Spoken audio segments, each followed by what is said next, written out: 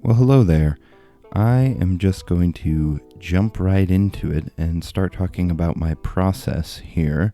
So let's get the time lapse going. I'm going to be drawing the Pale Man from the movie Pan's Labyrinth, which is an excellent movie. I highly recommend it. Anyway, so for these drawings, I usually start out with, as you can see, a pencil drawing. Now, at this point, you may not be able to see it on the video, but I have traced a slight, I don't know what to call it, like a points system, where I mark a few specific points that I don't want to get wrong, where I like put a little dot in certain places, sometimes connect a line, and then add in all the details going off of the reference photo later, because with things like this, drawing things from movies, I do like to get it as close as I can. I don't know, I just don't like it looking wonky, so yes, I do trace a teeny bit. I don't trace the whole drawing, though, to be clear on that. I'm not a big fan of tracing. It's kind of cheating, I guess. It pretty much is, but reference photos I have no problem with. I don't think really anyone should have a problem with reference photos. I mean, especially for already established characters like this movie character, because, you know, what am I gonna do it from memory, having only seen the movie like twice? Come on. Anyway, as you can see here, I'm going over it with a kneaded eraser there. I just sort of dab on the slight pencil drawing to make the lines really nice and light so they don't appear very much, except I can still see them. I don't know if they don't look very clear on the video. Anyway, and then I start going over it with the line art. So here I'm using a sort of brush pen. Sometimes I'll use a gel pen like a G2 Pilot pen, but I do like the sort of versatility of the brush pen, being able to do both thick and thin lines really easily. And it just sort of gives it a nice stylistic touch that I really like. And so I go over it and do the line art.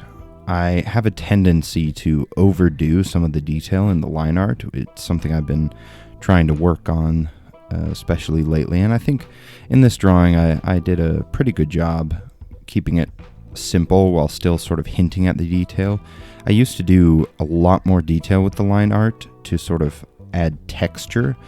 However, I quickly realized that having too much detail in the line art just makes the drawing too busy once I add the color and I render the drawing. And so I simplified it. I learned to make it a lot more simple, because I basically use the color now, the ink from the markers and stuff, to add texture to the drawing rather than using the line art. Because I started from a line art sort of background when I was younger. You know, that's just how I drew, was with strictly line art with pencils and stuff and basic shading. And so that's kind of where I was coming from and what I was used to. And so that's just kind of the way I would do it. But once I started working with color, especially with markers, I learned that I didn't need to do all the textures with the line art. I could just do it with the markers. And here I am laying down the base layer. So I do marker portraits and things in two different ways usually. One, I will just lay down the color directly. I'll just kind of make my best guess on the colors and just kind of lay that down. But the second way, which is a way I usually go this way because I very much enjoy it, is adding a base black and white layer as sort of just to get the values correct. And I'll edit the reference photo, so the reference photo is in black and white, makes it so much easier to get the values correct. And then I go over it in the color. Now, for the black and white layer, what I realized pretty early on is that I end up having to do it add a lot more contrast to it than I would think, because I noticed that when I would lay down the black and white layer, then start going in with the color would sort of pull up, I guess, some of the black and white layer, the grayscale stuff, and so the darker areas weren't as dark, there wasn't as much contrast, and it sort of muddied up the drawing a lot. And so I learned that I have to sort of up the contrast in the drawing, make the darks really dark, make the lights pretty light, but mostly make everything darker, because once I start going over it in the color, it sort of pulls away a lot of that darkness. That sort of thing, that layering of stuff, is really something that I am still working on, but it was very different from what I was used to working with, which was just like pens and stuff. I didn't get into doing markers and even color until fairly late, I would say, in my art, I don't want to say career, my art stuff, I guess. I didn't start doing color until quite late, because I think part of it was I was very nervous about using color, because I was like, oh, what if I get it wrong? But then I'd see, other people's art and color. I'd be like, oh man, I wish I could do that I could do colors like that. And, eventually I realized that, to become a better artist, I have to step out of my comfort zone and start trying new things. And oh boy, I very much like doing stuff in color. So let's see, I don't know what grayscale I was doing. I think I was using toner gray. So the kind of markers you see me using here are Copic sketch markers, which are fantastic. I would highly recommend them. They are pretty expensive, but oh boy, I believe it's worth it. So you can kind of see up in the upper right hand corner a bit of my color reference sheet. And what that is, I printed up a little paper that had a whole thing of all the different colors of the Copic markers, and then I filled that in with my markers on the kind of paper that I use, which is cardstock. I learned that regular paper is much too flimsy. I used to use printer paper. Anyway, and so I put the colors on the paper because it is very important to see how they're going to look when they dry, because they do go down on the paper a different color. When they're wet, they are usually a different color, usually a lot darker, actually, when they go down. Even the grays and stuff, they're a lot darker when they go down on the paper, which is one of the things you kind of have to learn to work with. For instance, I talked about how I had to add more contrast so that the color layer doesn't pull away from that too much and muddy things up. And one of the things is, when doing all that contrast, it's a little hard to get right, because since they do go down on the paper a lot darker, they dry lighter.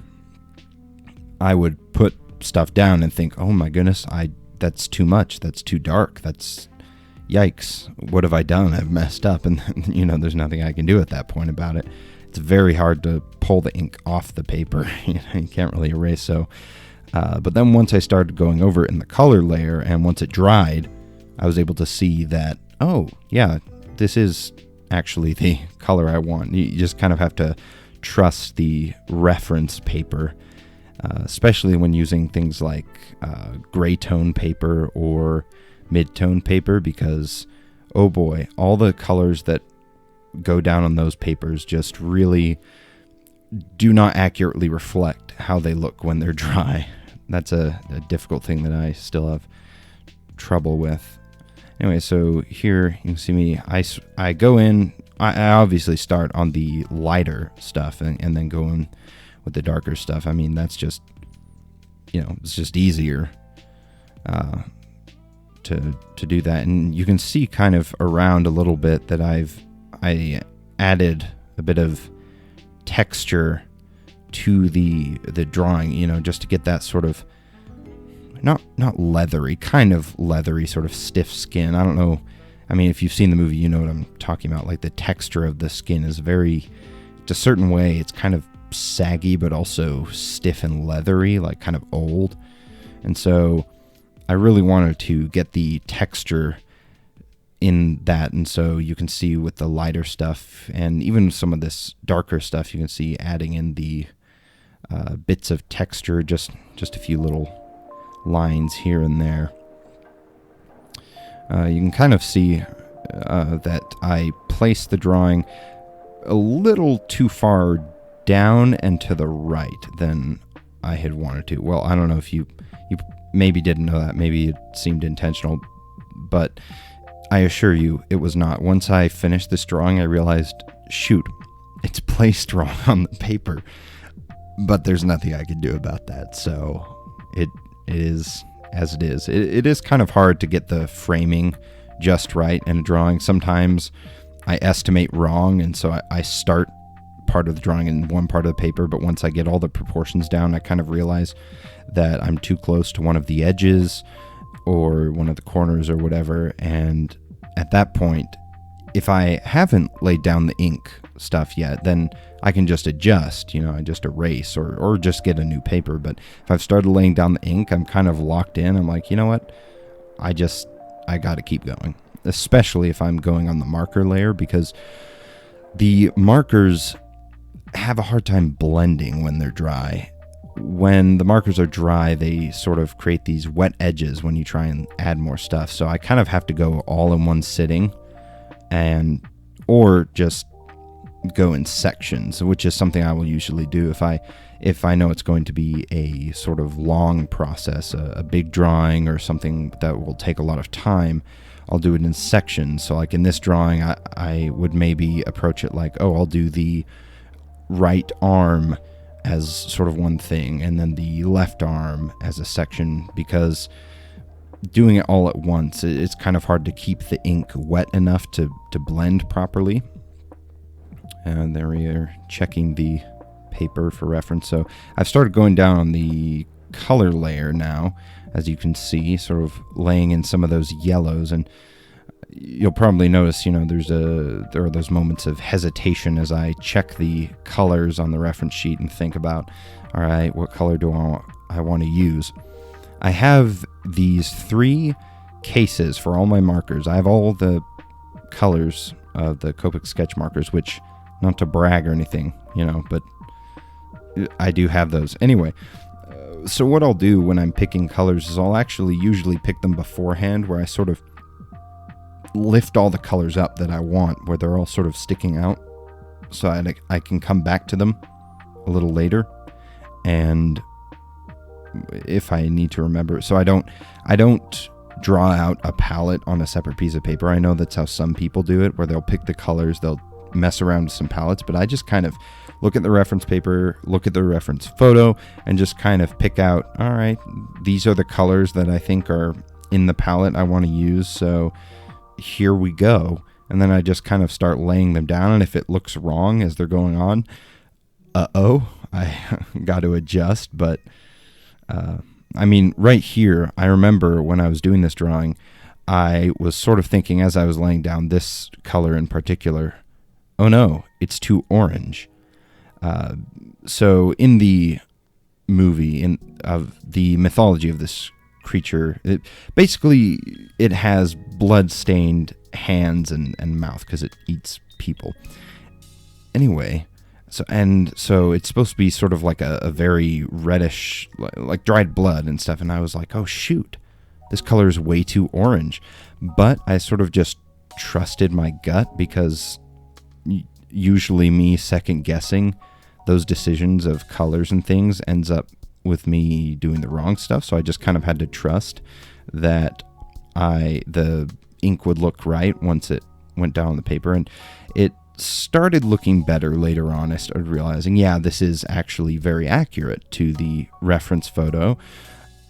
It is sort of a more orange, and the skin is, I originally was going to do it a lot more, I think, yellow-ish, because it does appear quite yellow, but I realized that it was a little closer to sort of a greenish yellow, and just sort of this looks like a very jaundice kind of color, and so I ended up leaning into that sort of green.